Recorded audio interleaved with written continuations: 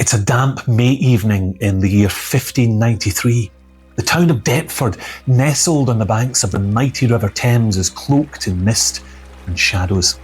The thick fog curls outwards from the riverbank, muffling the sounds of the bustling docks and the winding streets. Here, inside a modest rented room above a boarding house, Christopher Marlowe, England's most notorious and most brilliant playwright, will meet a grim and mysterious fate. The room itself is small and it's sour with the smell of pipe smoke, sweat and stale ale. A single window looks out over the Thames where barges roll slowly along the grey water, their sails slack in the late afternoon calm. In this rented chamber above the house of a certain Eleanor Bull, 4 men sit close, perhaps too close for comfort. The tension between them was thick enough, some would say, to drown in. Christopher Marlowe leans back in his chair. His legs are stretched out, but his fingers ominously run over the hilt of his dagger. His eyes, as ever, are watchful, calculating. A dark beard frames his rounded, puckish features. He's only 29. His boyish appearance belies both his brilliance and his experience. His life thus far has been fast, celebrated and thoroughly dangerous. And, unbeknownst to this famous young bard, it was all about to come catching up with him. His 3 companions, Ingram Fraser, Nicholas Skeers and Robert Poley, are not playwrights, nor really could you call them friends. They're fellow agents, men who also live in the shadows of Tudor espionage. All 3 of these men had ties to the Elizabethan intelligence services. They're men who had served the Queen's spy masters, but would never hesitate to serve themselves either if the occasion called for it. The group of 4 has spent hours this day talking, eating and drinking. But still, this isn't an idle gathering. Something unspoken lies heavily between these men. Perhaps it's been there since they'd gathered in the morning, or perhaps it's been there for years. Later, Fraser will claim that he and Marlowe had argued over the bill for the day's carousing, that Marlowe, incensed, had grabbed his dagger and that he'd lunged at him, forcing Fraser to defend himself. And, with a single upward thrust just above the right eye, piercing bone and brain, he had ended the life of one of the brightest stars in the Elizabethan literary firmament. Marlowe's body will then be taken away and examined before nightfall. Fraser himself would try to flee. There'll be no public trial. There'll be no punishment. Fraser will be pardoned by the authorities within weeks. The coroner's inquest will record nothing but the bare facts, the testimonies, the conclusion, nothing more. The whole unpleasant matter will be tied up and relegated to the archives within a matter of mere weeks. A drink-fueled quarrel turned deadly.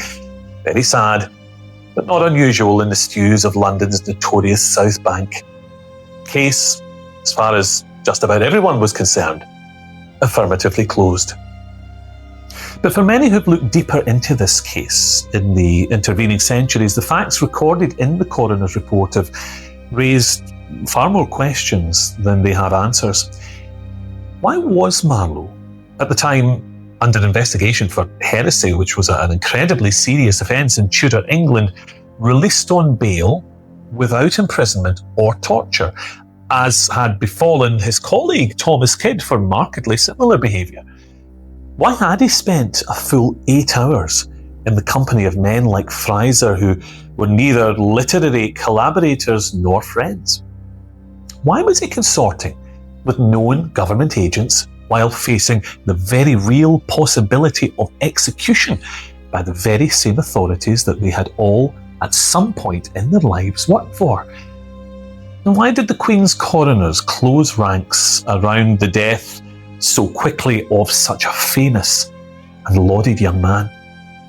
Marlowe's violent death, although hardly an isolated incident in this quarter of London, would nevertheless become one of the most perplexing deaths in all of literary history.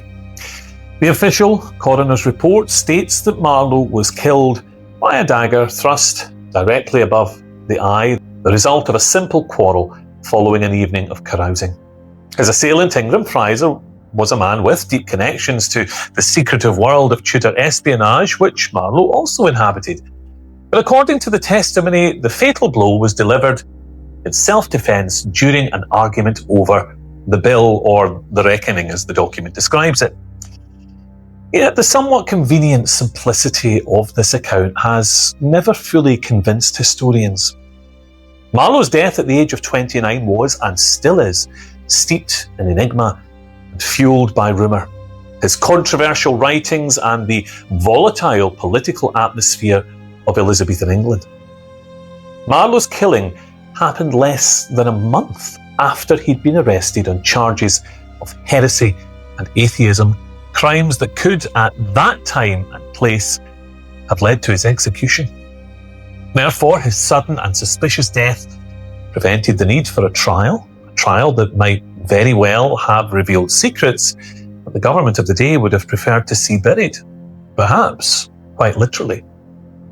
The nature of his death, the identities of those present that day, and the possible motives for the killing remain subjects of debate amongst scholars and conspiracy theorists alike. And for once, these two usually polar opposite factions, the scholarly and the sceptical, find themselves in an uneasy agreement over one thing at least: that there's far more to the death of Christopher Marlowe, the bad boy bard of Elizabethan England, than the official documentation would have us all believe.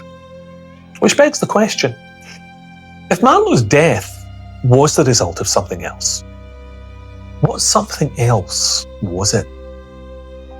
Well, firstly, let's look at what we do know for certain. We know that on May the 30th, 1593, Marlowe dined with Fraser, Skeers and Poley, all men, as we know, with deep ties to the world of espionage in the Elizabethan court. After several hours of heated conversation and heavy drinking, the fatal confrontation allegedly erupted. The coroner's inquest followed, ruled the killing a justifiable act of self-defence. Fraser was pardoned. So far, so simple. But the questions linger. Was Marlowe really killed in a booze-fueled row over a bar tab? Or given the ties that all these men had to the secret services, was he silenced to protect sensitive political secrets? Did his death mask some sort of wider conspiracy tied to his clandestine activities? Did he die at all that night in Deptford? Or was it all really just the tragic end of a reckless life, a man caught up in a moment of drunken fury, just as the official investigation decreed?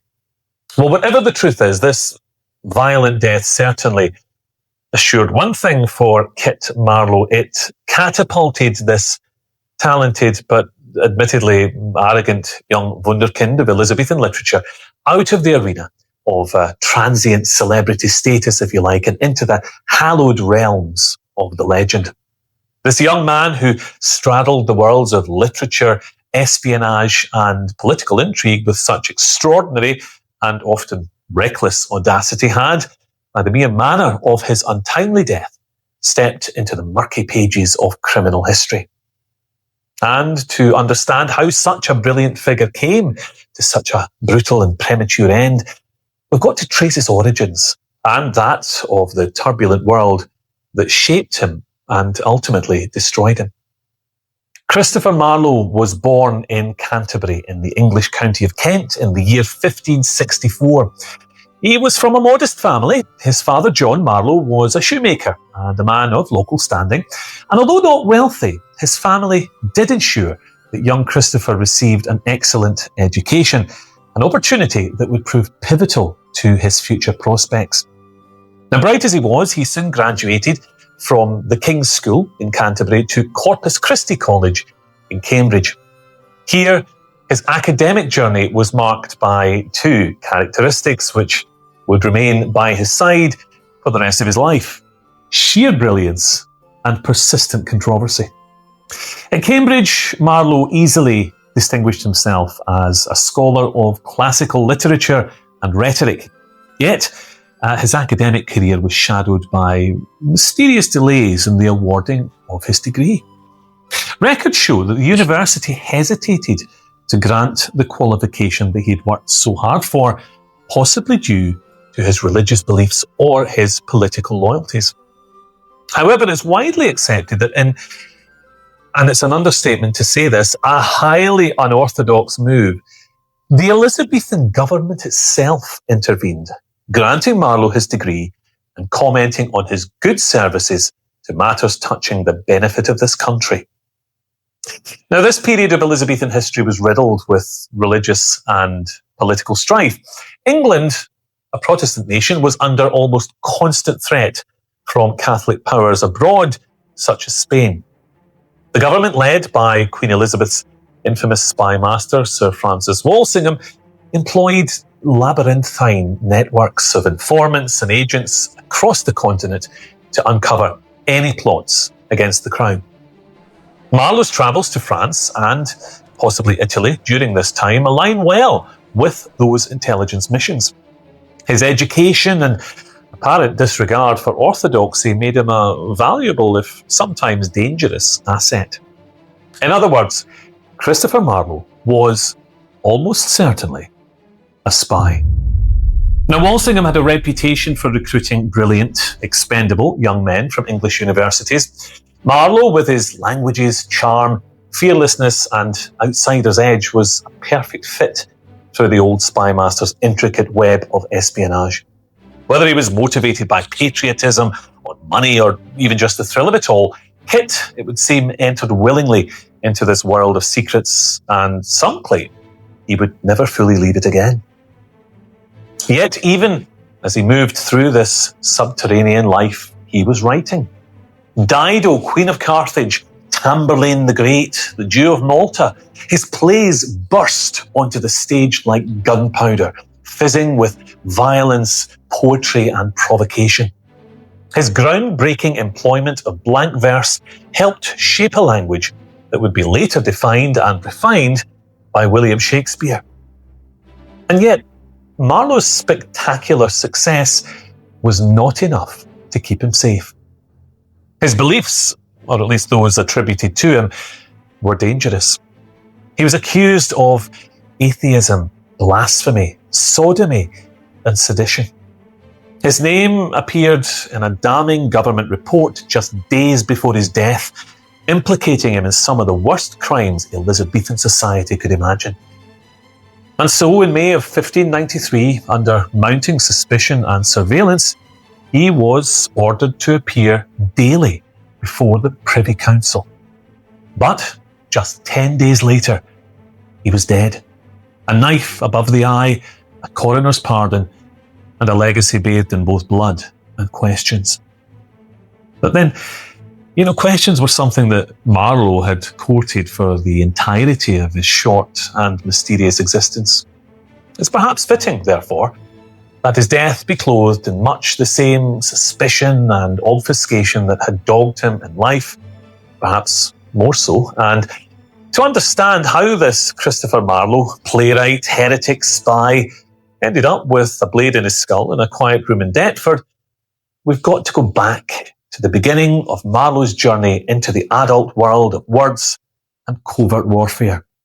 Back to the cradle of his genius, to the world-famous University of Cambridge, the alma mater of this troubled genius. By the time Marlowe had returned to Cambridge in 1584 to pursue his master's degree, he was no longer just a scholar, it seemed. He was something now a bit harder to define. Perhaps he walked differently. Maybe he held himself a little differently too. There were whispers amongst his fellow students that he'd been seen in Rheims, possibly posing as a Catholic. Some said he was in the pay of spy master Sir Francis Walsingham. Others muttered that he'd simply gone rogue and thrown in his lot with what were then called the Papists. But whatever the truth, all who had known him before his travels agreed on one inarguable fact. Something in the young Kit Marlowe had changed. Now, Corpus Christi College may have shaped him intellectually, but it could no longer contain him. He'd mastered rhetoric, he'd mastered theology and classical literature with the same ease with which other men mastered drinking songs. He could argue like a lawyer, he could write like a poet, and he could fight like a man who didn't much care whether he lived or died. But now, questions were being asked about his loyalties. He'd vanished from the college for extended periods for which he could not, or perhaps would not, account. In an era where an overheard whisper could land you on the scaffold, such behaviour wasn't just odd, it was potentially dangerous. The college was concerned, and as a result, his degree was withheld from him. You see, the university suspected Catholic sympathies, and Cambridge, like much of England in the 1580s, was rife with religious paranoia. The Babington plot of 1586, in which Catholic conspirators had attempted to assassinate Queen Elizabeth and replace her with Mary Queen of Scots, had sent shockwaves throughout the kingdom. Marlowe, having allegedly consorted with men in Rheims, which was an outpost for English Catholics in exile, had drawn unwanted scrutiny, and the university, quite frankly, wanted absolutely nothing to do with it. But then the Privy Council intervened. On June the 29th, 1587, the university received an extraordinary letter from Queen Elizabeth's ministers. The wording was unprecedented, and frankly, it was uncompromising. This is what it said: that it is not Her Majesty's pleasure that anyone employed as he had been in matters touching the benefit of his country should be defamed by those that are ignorant in the affairs he went about. It was an unmistakable signal. Marlowe had been working for the Crown, likely for Walsingham, possibly even under a code name, and Cambridge was to shut up, mind its own business, and give him his degree by direct order of Queen Elizabeth herself. Now, of course, this was no ordinary career path for a playwright, but then Christopher Marlowe was anything but an ordinary playwright. What he was actually doing during those absences is still a matter of some considerable speculation. The likeliest scenario, according to many historians, is that Marlowe was embedded into the network of English agents operating in France. Rheims was indeed a hotbed of Catholic sedition at the time. It was the perfect place for a young, educated Protestant to infiltrate and report back to the Crown. The work was dangerous. Men who were discovered doing it often died sudden and uninvestigated deaths, and Marlowe would have been made keenly aware of this. Yet, his academic brilliance and his disdain for religion made him a prime candidate for this kind of work. He was bright, he was convincing, and most importantly, he was morally flexible. But spycraft leaves a stain. What he saw, what he did, whom he betrayed, we'll never know. But it left its mark on Marlowe.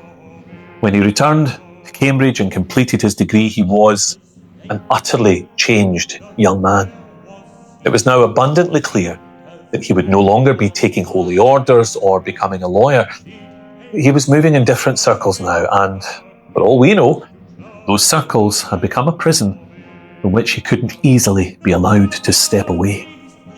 And soon after leaving Cambridge, he moved to London, the great mecca of all who seek fame and fortune.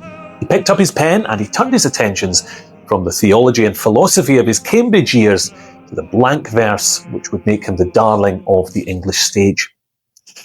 Now, Marlowe's first major play was Tamburlaine the Great, burst onto the stage in 1587 or 1588. And it was unlike anything the English theatre had ever seen before. Gone was the stilted morality of the medieval style of drama. Here was poetry that roared, that struck like lightning, and it transported its audience into another world. The character of Tamburlaine, a shepherd who rises to conquer kings, was a thinly veiled metaphor for the world that Marlowe now inhabited. Power, ambition, ruthless ascent, it captured the imagination of the London stage, and it made Marlowe an instant celebrity. Over the next 5 years, he would produce a string of masterpieces that would go on to define the literature of the English Renaissance. Dr. Faustus, the Jew of Malta, Edward II, and the massacre at Paris, all of them serving as another jewel in the crown of this seemingly unstoppable wunderkind of the written word. And, true to Marlowe's fearless nature, each one was more audacious than the last.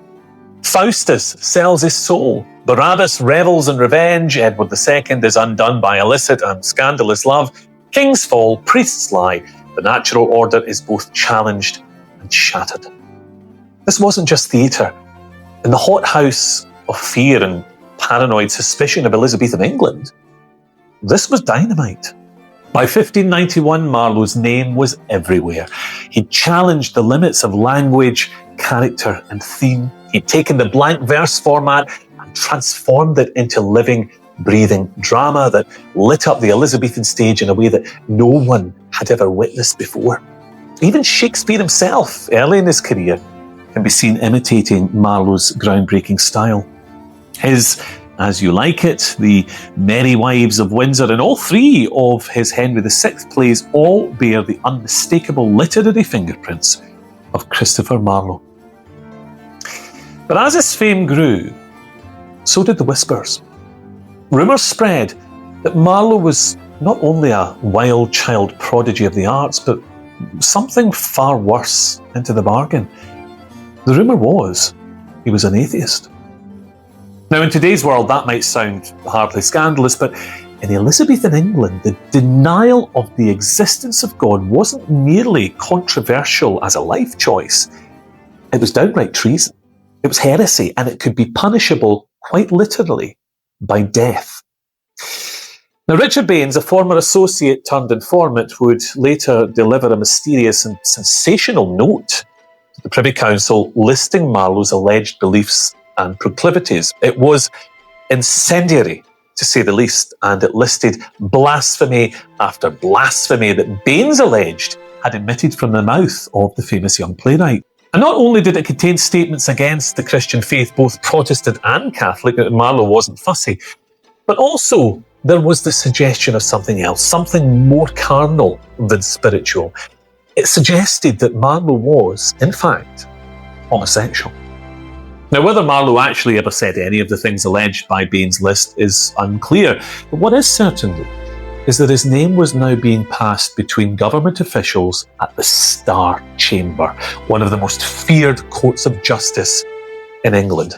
It was a place with the power to mete out severe punishment, even where the law had not technically been broken, and where the right to trial by jury simply didn't exist. Suddenly, despite his talent and bravado, Marlowe was walking a razor's edge. Now he was famous, successful, and celebrated throughout London, and with an ego to match, apparently overconfident in his ability and opinions, and perhaps even his value to the state itself. In short, he was swiftly transitioning from useful asset of Elizabethan espionage to massive liability on a monumental scale. He was becoming a man who knew too much, who had no control over his ideas, or more importantly, his tongue.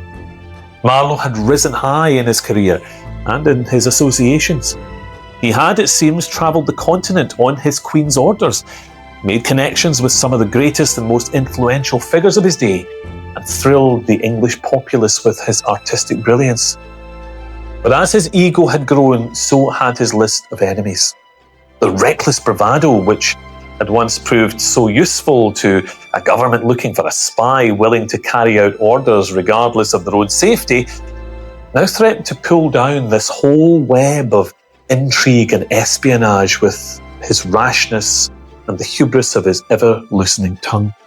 Something, it must have seemed to the dark-gowned figures of England's Privy Council, simply had to be done.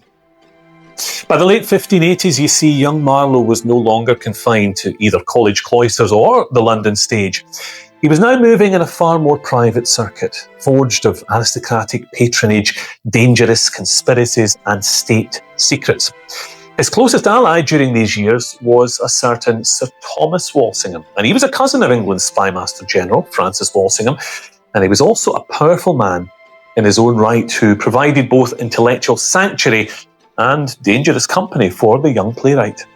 Thomas Walsingham inherited Scadbury in Kent in around 1589, and as a result of his newfound wealth, became both financial patron and protector of Marlowe. The relationship might have begun through mutual friends, or the likely fact that both men had worked at some point for Francis Walsingham. But however their paths crossed, scholars mostly agree that Marlowe frequently stayed at Scadbury as a house guest and a friend of Thomas's. Walsingham, funnily enough, had also employed Ingram Fraser, the man who would later relieve Marlowe of his life, and he was known to be well acquainted with both Robert Poley and Nicholas Skeers, both also present at the fatal meeting in Deptford. Importantly, all these men were known to have long-standing government ties, reinforcing that sense that Marlowe's final company in the evening of his demise was perhaps more calculated than might have appeared at first glance. It's also claimed that Marlowe was part of a secretive intellectual group dubbed the School of Night, allegedly composed of free-thinking poets and courtiers, including the swashbuckling Sir Walter Raleigh, which was synonymous with atheism, profound scepticism and political subversion. And although many modern scholars dismiss this club as a fanciful modern construct, there's no getting away from the fact that if such a private organisation did exist and Marlowe was a member of it, this only reinforces the portrait of a man living two distinct but very different lives. Yet naturally, not all historians endorse the spy theory uncritically. Some argue that the evidence for Marlowe's espionage is far weaker than his legend suggests. These scholars point to the fact that no contemporary record actually places Marlowe in Catholic strongholds like Rheims at all, and that his connection to Thomas Walsingham, often portrayed as his handler in modern parlance, is more literary patronage and perhaps even romantic entanglement than professional espionage. Happily though, some things we can trace. Marlowe's absences from Cambridge between the years 1584 and 1586 far exceed what a normal student could possibly justify, and his college accounts reflect lavish spending. Considering that his scholarship did not cover such excess, many scholars suggest that this could indicate clandestine funding, possibly payments for secret work carried out on behalf of the Crown. Furthermore, the Rheims theory is mentioned in the Privy Council letter which secured his degree, and although the letter neither confirms nor denies the veracity of the rumour, it hints heavily that there might well have been more than a grain of truth in it. Under the wider empire of Sir Francis Walsingham's intelligence service, trust was currency. Walsingham employed dozens of operatives all across Europe, informants, double agents, messengers, decoders, and so on. Whilst he carried the title of Principal Secretary and Spy Master, his network was fluid, it was decentralised, and it was heavily reliant on educated young men like Marlowe to infiltrate dangerous cells. Indeed, some say the intelligence services work in much the same way to this very day, with Oxford and Cambridge considered a hotbed still of potential recruitment material. As early as 1586 into 1587, Mary Queen of Scots' correspondence had been intercepted, along with her supposed involvement in the Babington plot. Now, this was quite the coup for English espionage, and it had been Walsingham's spies who had delivered on them. One of those operatives was Robert Poley, the genius who helped expose the plot that brought down the greatest Catholic queen in Christendom, would later share Marlowe's company in the fatal room in Deptford. Through all of this, Marlowe's literary star continued to rise, though. His plays were performed in London and his name was known in the lofty circles of the royal court. However, both his fame and his ideas were dangerous, and each public success came with increasing but unwelcome scrutiny. When accusations of heresy and atheism reached the Privy Council in May of 1593, Marlowe, who'd been actually staying at Scadbury at the time as a guest of Thomas Walsingham, was immediately summoned to answer to the charges. In fact, he was ordered to attend daily. His bail agreement meant that he would be monitored closely, and as a result, he should have been one of the safest men in England, at least until his court hearing. However, only days later, he would be dead. So was Marlowe a victim of his own loose and often offensive tongue? Had he reasoned that, given the magnitude of the trouble that he was already in, that he could now behave with complete abandon as a man with little now left to lose? Or was there something darker at work here? Was this bright young thing merely a pawn in a dangerous game of geopolitical chess being played at levels far, far above the reckoning of a mere playwright? Well, whatever the truth, in the end, the cost to Marlowe would be a dear one indeed. Elizabethan England, you see, viewed dissent as heresy, and heresy was treason. The state left behind in the wake of King Henry VIII had melded church and crown as one indivisible authority, an authority which punished ideological defiance with brutal efficiency. Marlowe's scepticism doubtless unsettled the regime. His plays questioned divine order, and his very presence was a provocation to many. In this world, religion and politics were inseparable, and Marlowe had, at one time or another, attacked them both. But there was another matter which might have concerned the worthies of Elizabeth's council. The rumours that Marlowe, their wayward but brilliant son, was also gay. Now, the Bane's note, amongst all its bluster about religion and political subterfuge, also argues that Marlowe was heard to cry that, and I quote, "Any man who did not love tobacco in boys was a fool." Now, this clearly implicated him in a sexual sphere deeply feared by authorities and punishable in some cases by death. But such charges in the Elizabethan era were often poorly defined, politically charged and weaponised. Sodomy, the male homosexual act of intercourse, in the Tudor mind, actually encompassed a range of behaviours that were deemed unnatural, and as such, accusations were often as politically motivated as morally, and like, for example, accusations of witchcraft could also be used to silence an enemy or to acquire their goods. So, modern scholars therefore warn that such a testimony should be weighed carefully. Informers tended to exaggerate for a reason. Such men were only ever as useful as their next salacious piece of gossip, and when the information dried up, so did the favour. So the bigger the revelation, the bigger the reward. Marlowe was the brightest star in the Elizabethan literary firmament. Any dirt dished up on him could be, quite frankly, dynamite, and Baines knew it. Now, that's not to say that Marlowe wasn't gay or even bisexual. The only thing that we know for certain regarding his proclivities is that we simply really don't know.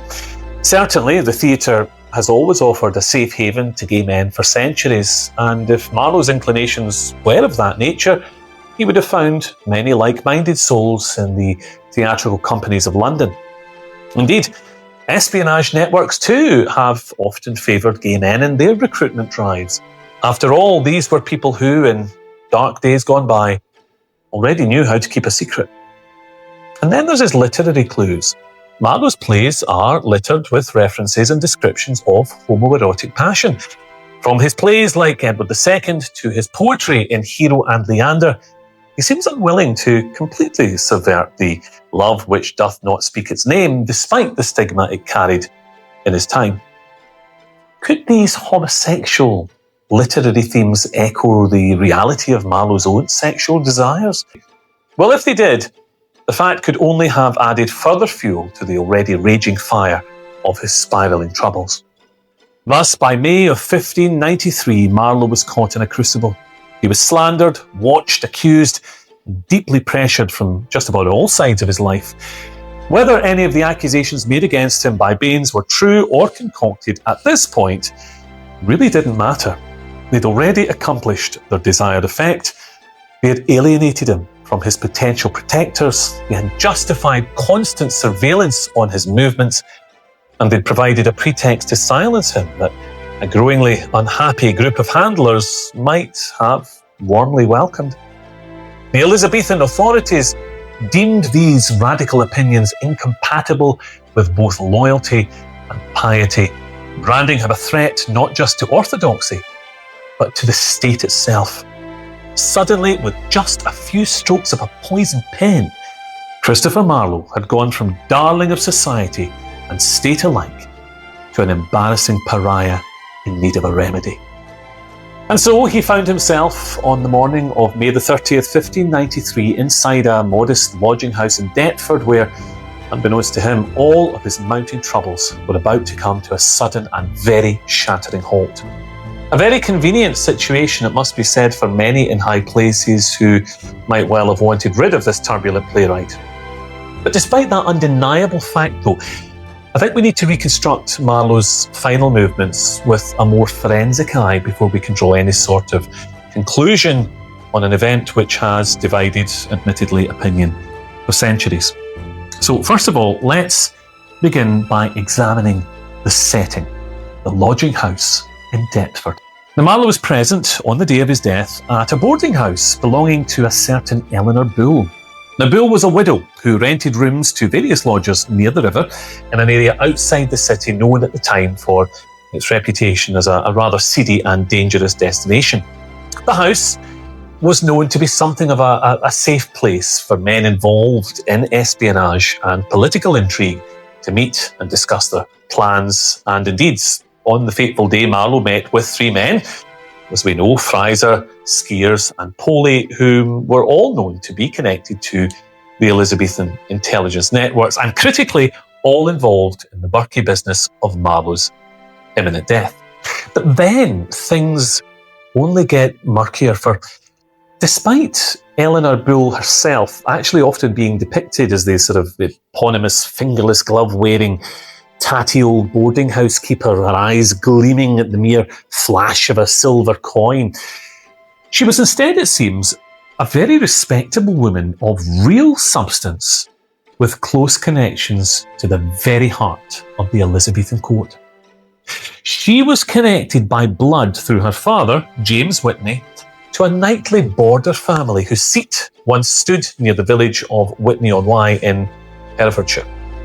She could count, amongst her relatives, besides the usual knights and MPs and sheriffs that such families tend to provide, James Witney, courtier and server in the chamber of King Henry VIII himself, and his wife, Blanche Milbourne, the lady mistress in charge of the upbringing of the young Edward VI and, as well, the young Elizabeth I. More importantly, she was likely too a relative of Blanche Parry, lady-in-waiting to Elizabeth I and one of the most influential women in England. Indeed, Blanche herself was a cousin of William Cecil, Lord Burleigh, the Queen's great chief advisor, Lord Privy Seal and Lord High Treasurer of England. All this is to say that Eleanor Bull was demonstrably and by every measure a woman to be reckoned with. Now let's look at the dispute that broke out in her house and the fatal blow that made it so infamous. According to the coroner's inquest, the men involved in the scuffle that resulted in Marlowe's death had been, as we know, drinking together for much of the day. A quarrel erupted. Ostensibly, it was reported over who was responsible for paying the bill for all this. It was referred to, as we know at the time, as the reckoning. The argument, so the story goes, escalated quickly. There was a struggle, and it was Marlowe who allegedly attacked Fraser first, who, acting in self-defence, stabbed him above the right eye with his dagger, severed an artery. It resulted in his almost instantaneous death. Fraser, to his credit, as we know, didn't try to escape, immediately notified the authorities and the coroner of the incident that had happened, for which he had been responsible. We know further that the resulting inquest concluded that Fraser had acted in self-defence and that Marlowe's death, under the circumstances, was a justified homicide. The verdict was swift. Actually, many feel a bit too swift, and Fraser faced no criminal consequences for his actions that day whatsoever. However, this rapid resolution has long fueled suspicions and accusations of a cover-up at the very highest levels of English government. Notably, as we've already established, all four men had ties to the Elizabethan court, to the secret services that worked for it, and to Francis Walsingham or the Walsingham family themselves in one way or another. And that raises the possibility that Marlowe's death was far from the result of an angry brawl, rather possibly an orchestrated and perfectly executed plot to silence an increasingly problematic figure before that problem could become a crisis. The coroner William Danby's report was scant. It consisted of only a few paragraphs, the absolute minimum, really, of information required to outline and to close the case.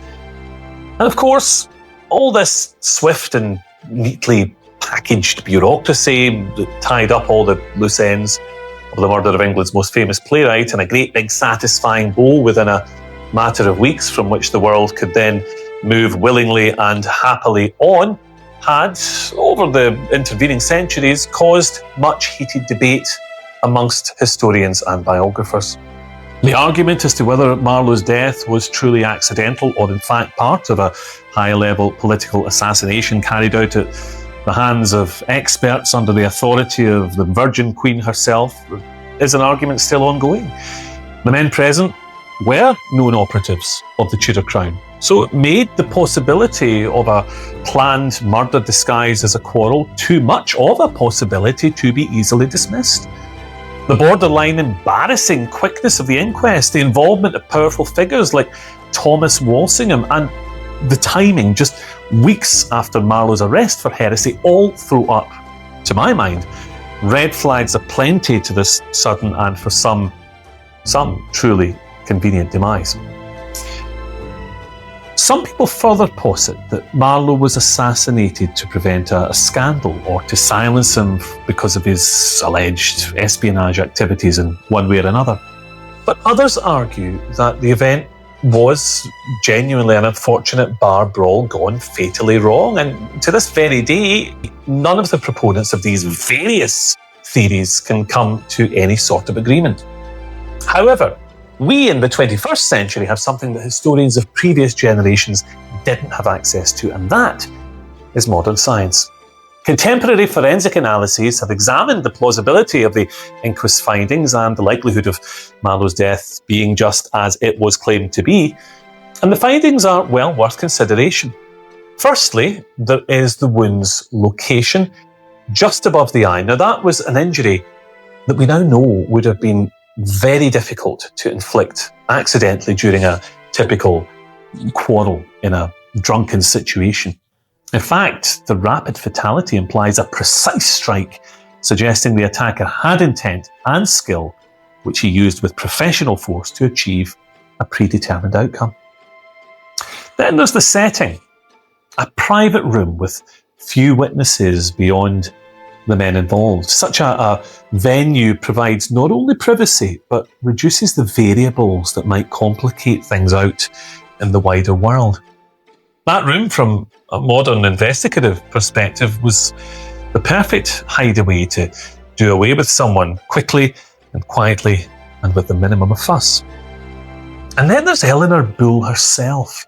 For not only were the three men with Marlowe that day all deeply involved in state-sanctioned espionage activities, which may very well have included a license to kill, so to speak, but they were carrying out those activities under the roof of a woman neck-deep herself in the Elizabethan establishment circles, both by blood and by association.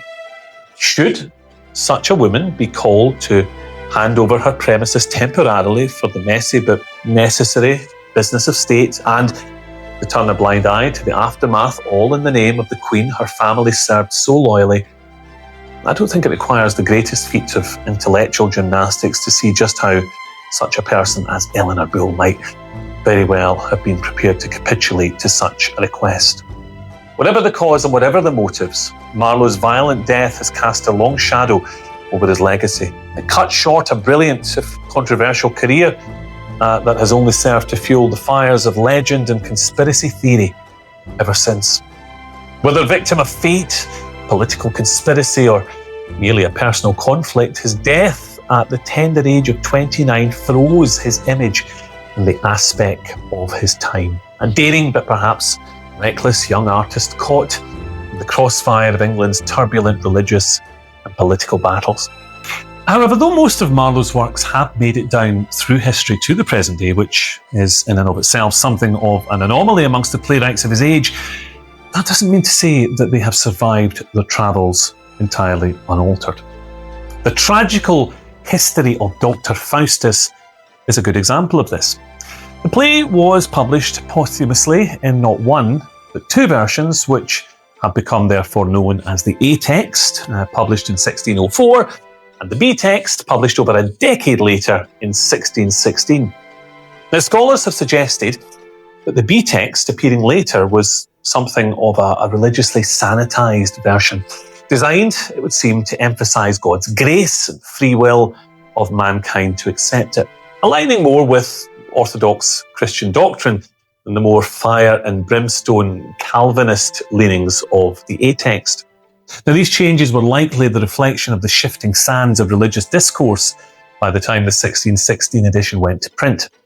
Despite posthumous interference, however, Marlowe's plays continue to be performed, their powerful language and provocative themes resonating with audiences to this very day.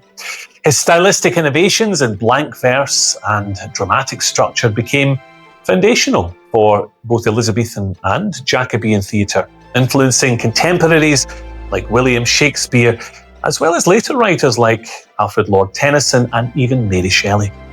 On the flip side, his suspected espionage, accusations of heresy and rumours regarding his sexuality have also complicated his legacy in the minds of many in the centuries since his mysterious death.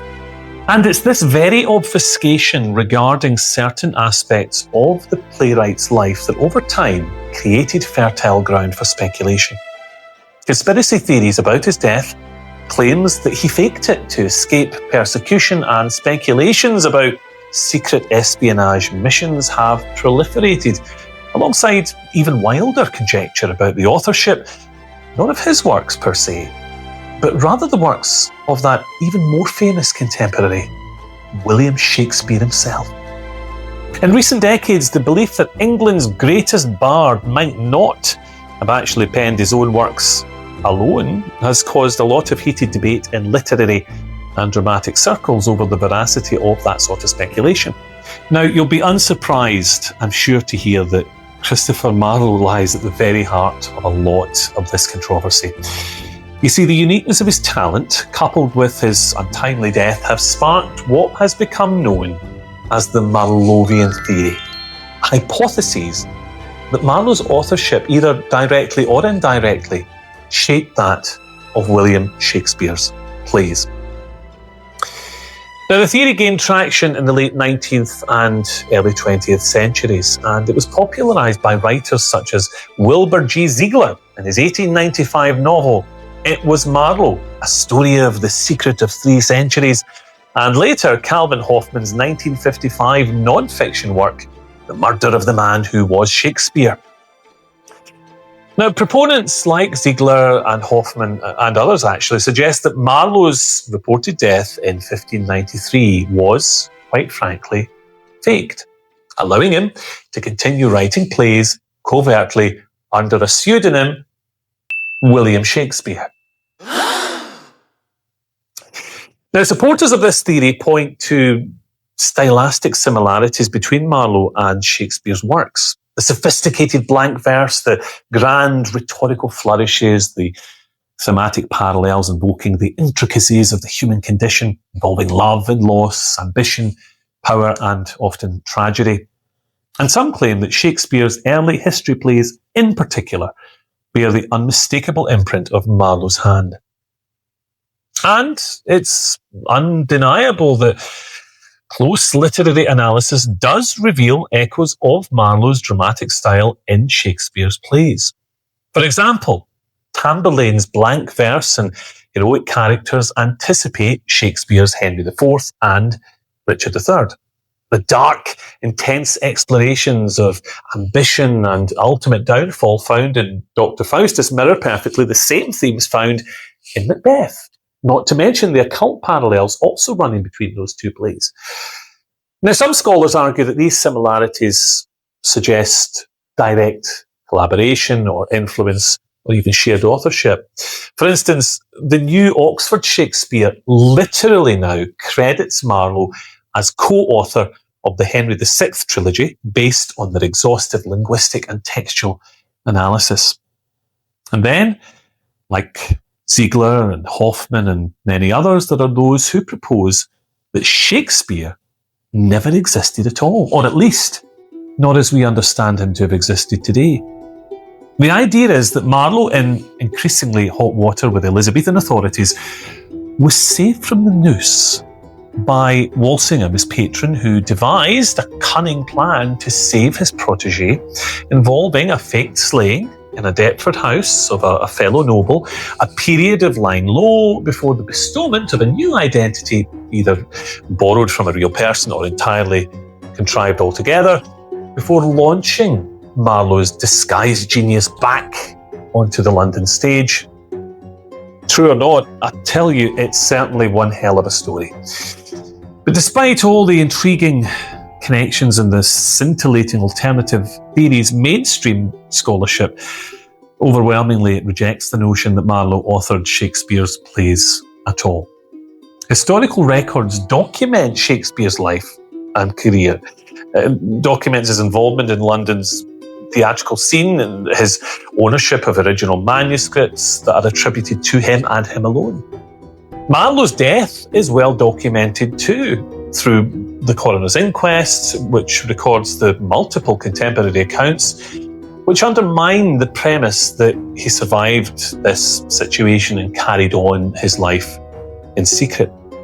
Moreover, stylistic similarities are generally understood as the result of shared literary traditions or common influences, or the collaborative nature of Elizabethan theatre rather than hidden authorship. Even today, an artist, if prompted in an interview, will usually quite happily rhyme off the influences on their own works with admiration and gratitude.